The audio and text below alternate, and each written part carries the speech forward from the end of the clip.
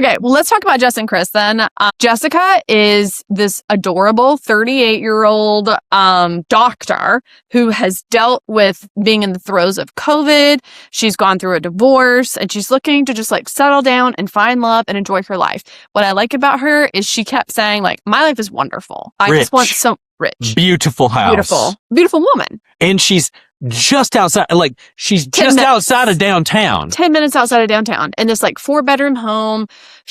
And her whole thing is like, I don't need a man to do anything for me. I just want someone to enhance my life, right? She's clear about her hobbies. She's clear about what she likes. She knows herself well. She doesn't want children. Chris doesn't want children. And so that's kind of like where they vibe. And he's constantly saying like, I'm active. I do triathlons. I do this. I do that. And she's like, that's great. I hate working out. I'd rather die. And they laugh and he acts like it's no big deal. She talks about how she likes wearing like 6-inch heels and he's like, ooh, that could be a problem for me, blah, blah, blah. But then when they see each other, he realizes she's like 5 feet tall. So that's fine because he's quite literally 5'6". Your hatred. I despise this man. It's not short people in general. It is him. I mean, I could put together a sizzle reel of some things that you've said on this podcast that would say differently, but it's not all short men. It's very specific ones who have reached not all men. Short men. All right. So in Cabo, she makes a couple comments like, you know, I'm sure you've been with gym rats before. I love that, like, you can go out for a run while I eat pizza. And he's kind of like, ha, ha, ha. Okay. For those not watching the show or forgotten who this person is, this is not some ugly or like even like not conventionally attractive woman. This woman is gorgeous and has a great body. Yeah. She just does not want to go and work out every day. Like she naturally has a great body. She's not big. She's not overweight. No. She's not like, not that like. She's just not like cut. Yeah. She's not like a bodybuilder. I mean, literally. She just looks normal. Any man would be like, that is a hot woman. She's cute. Yes. Yeah. I mean, she's cute. I don't understand. I think she is more attractive than he is. Oh my God. All he has going for him and his tiny little body is that he has abs. Okay. So while they're in Cabo, he's acting like he's like over the moon about her and all of this. They're having sex all the time, whatever. And then they get back. She shows him this like gorgeous home. And he's like, this is perfect. It's only like 10 minutes from my place. And then he leaves that night to like go for a drink with a friend and does not return for 48 hours. And then when they finally sit down with cameras, he's like, I just think you're being like really needy and like controlling with communication. She's like, I sent you 1 text per day. And then you never responded. Asking where you were and you didn't respond. And I thought that was disrespectful. And he clocks that he looks stupid. Oh. Because he thought he could make her look needy and dumb. And she's like, I got you. And so then he just pivots and is like, do you think we have a good physical connection? And you can see she's sitting there like kind of like this and she's nodding her head. And you can see that her body has like gone cold. That she knows where this is going. And he also knows from what they've talked about in the pods that this is one of her greatest insecurities, especially with him talking about working out all the time, like her body. This is just like, and I don't want to objectify her in talking about this, but the bottom line is, it's like, I would never look at this woman and think she could, you know, she could stand to do some Pilates. Could stand to do some gym work or oh, this is, if I saw her, I would think, oh, she probably works out. Yeah. She probably goes to the gym. She's not a bodybuilder, right? But she doesn't have like visible muscles, right? But she looks great. I'd be like, she probably takes care of herself. She probably eats right. And he's looking at her and talking to her as if like she has a horrendous weight problem that he has discovered. Like she's morbidly obese. Yes. And so he tells her, like, you know, he's like looking up. He won't even make eye contact with her. And he's like, you know, it's really hard for me.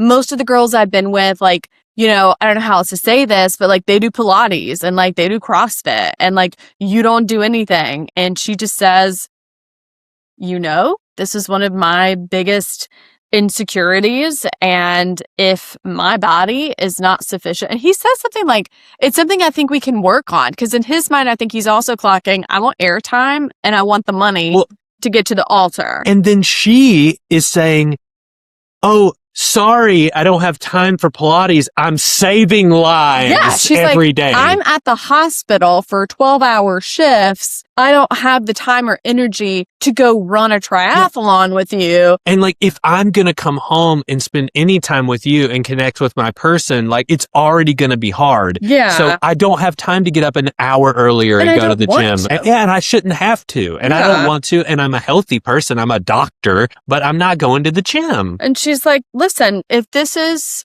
how you're feeling and you feel that my body is not sufficient for this relationship to work, then I am gonna leave. And she grabs her stuff and leaves, and this stuns him. And he's looking at the camera. He's like, I mean, I told her I'd work on it. And I'm like, you are a psychopath.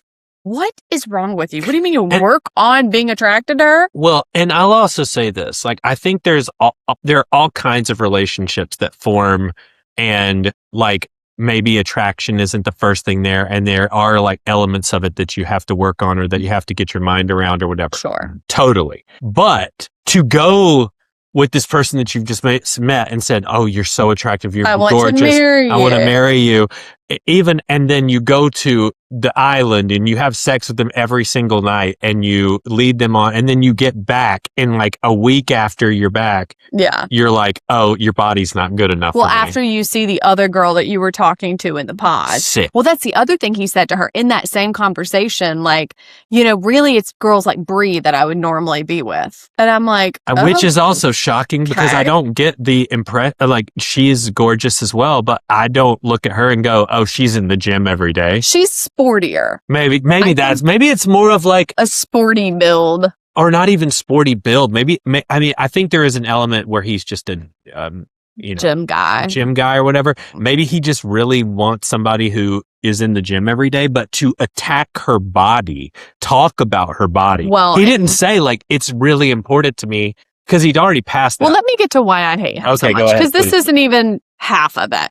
So they always do a meetup afterwards where like all the people who've been in the pods, they all get to finally see each other. So they go do this. He gets absolutely sloppy drunk, hammered. He keeps saying, I'm gonna be flying.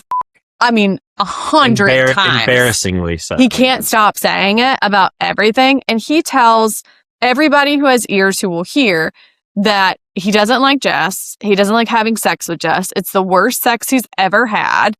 Over and over and over. Keeps like letting on that like she acting like she's morbidly obese. And then basically telling Brie like that he's open to stuff with her. Well, prior to this night, he just created an Instagram account where he posted some pictures that also catfish. Don't look anything. It looks like he put them through some sort of AI filter to make them look like 100%. I mean, it doesn't even look close to the same. Like I said, this man looks like he works in Santa's workshop. That picture's still his profile picture, by the way. LOL. After all of this disclosed. After all what of is that. wrong with How you? embarrassing. So he creates this Instagram account. He posts pictures of him at a strip club, like, I guess with women on him, like pictures like that, like the day that he has broken up with Jess, right? Yes. And does it like on purpose to do like upset her, and then starts DMing Brie. And so Brie shows Connor. So Connor has all of this information coming into this meetup.